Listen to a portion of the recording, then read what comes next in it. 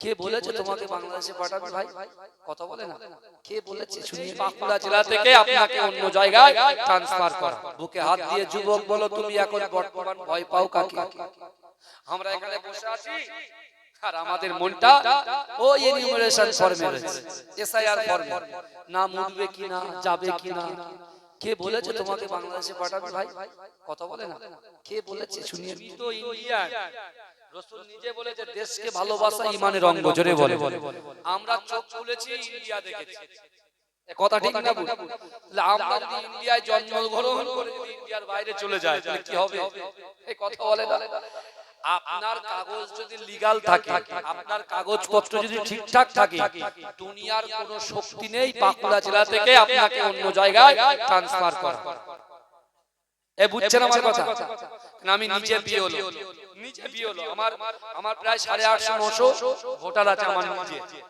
আমিও তো পেপারস দেখছি, এই মোবাইল অ্যাপসে তো সেলফ প্রজেনি দেখিয়েছি, বুঝতে পারছেন না?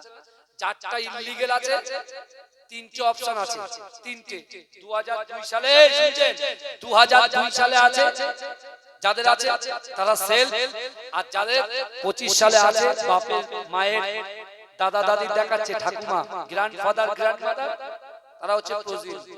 বুঝতে পেরেছেন? তারপরে যদি কোনো সন্দেহ হয় যে মা বাপ কোথায় আছে না আছে, তখন 3য় নম্বর অপশন দিতে হবে। অপশন দেওয়ার পরে আপনার এই অপশন হিয়ারিং এ দেখেছে মানে আপনাকে তাড়িয়ে দেবে তা নয়, তাই তো? আমার ভাগনা এসেছে, ও হচ্ছে ভাঙড় কলেজের প্রফেসর ডক্টর হাসিবুর রহমান, দাঁড়িয়ে আছে, ও নিজেও বিয়ে। বুঝতে পেরেছেন?